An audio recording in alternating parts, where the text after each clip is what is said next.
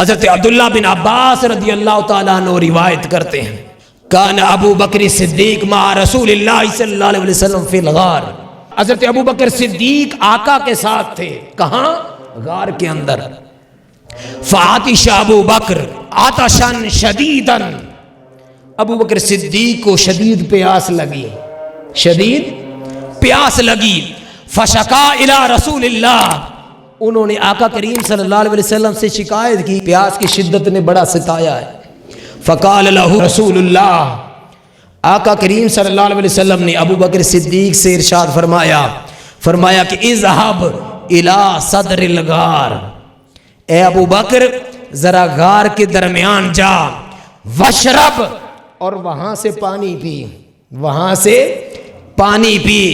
فانطلق ابو بکر الى صدر الغار، ابو بکر صدیق رضی اللہ تعالیٰ عنہ غار کے درمیان جاتے ہیں۔ وشرب منہ ماء، اور وہاں جا کر پانی پیتے ہیں۔ آپ فرماتے ہیں ماء احل من العسل، اس پانی کی تاثیر یہ تھی کہ شہد سے زیادہ میٹھا تھا، شہد سے زیادہ میٹھا تھا۔ وابید من اللبن، اور دودھ سے زیادہ سفید تھا۔ وازکا رائحۃ من المسک، اور کستوری سے زیادہ خوشبودار تھا، کستوری سے زیادہ خوشبودار تھا۔ حضرت ابو بکر صدیق وہ پانی پیتے ہیں۔ ثم عاد الى رسول اللہ، پھر آقا کریم صلی اللہ علیہ وسلم کی بارگاہ میں حاضر ہوتے ہیں۔ فقال شربت یا رسول اللہ، عرض کرتے ہیں یا رسول اللہ میں نے پانی پی لیا۔ فقال رسول اللہ صلی اللہ علیہ وسلم، اس پر آقا کریم صلی اللہ علیہ وسلم فرماتے ہیں الا ابشرک یا ابا بکر، اے ابو بکر میں تمہیں خوشخبری نہ سناؤں؟ اس پر سیدنا ابو بکر صدیق عرض کرتے ہیں قال بلا، آقا کیوں نہیں، فداک ابی و امی یا رسول اللہ، آقا میرے ماں باپ آپ پر قربان ہوں، کیوں نہیں آقا مجھے وہ خوشخبری سنائیں۔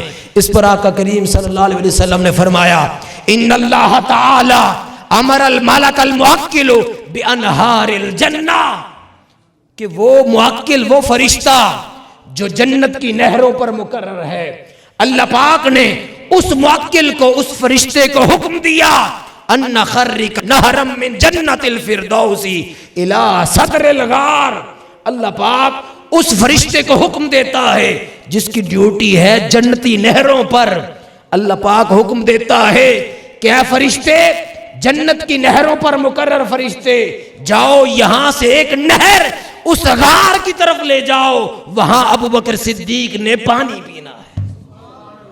چنانچہ اللہ رب العزت کے حکم سے آقا کریم صلی اللہ علیہ وسلم کے اس یار گاہ سیدنا ابو بکر صدیق کے لیے جنت سے ایک نہر یہاں غار تک کھودی گئی، لیشرب ابو بکر، تاکہ ابو بکر وہاں سے کیا کر سکے، پانی پی سکے۔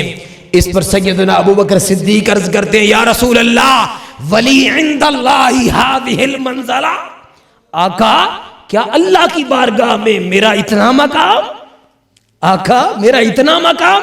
اس پر آقا فرماتے ہیں نعم، ہاں ابو بکر اللہ کے ہاں تیرا یہی مقام ہے، بلکہ فرمایا وافضل، اس سے بھی بڑھ کر اللہ پاک نے تمہیں مقام عطا کیا ہے، اور وہ مقام کیا؟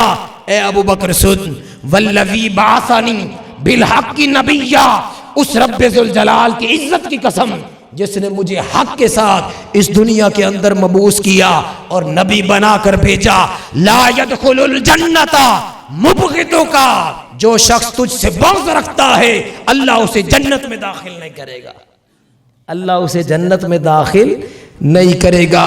ولو کان لہ عمل 70 نبیا، یہ نہیں کہ وہ اعمال میں کمزور ہے، یہ نہیں کہ اس نے نوافل نہیں پڑھے، یہ نہیں کہ اس نے تلاوت قرآن نہیں کی، یہ سارے عمل کیے، اور حضور کا فرمان سنیے، حضور نے فرمایا کہ اگر اس کے اعمال ولو کان لہ عمل 70 نبیا، اس کے اعمال اگر 70 انبیاء کے بھی برابر ہوں، اور اگر اس کے دل میں ابو بکر صدیق کا بغض ہے، اللہ اسے جنت میں داخل نہیں کرے گا، یعنی اس کا جنت میں داخلہ ممنوع ہو جائے گا۔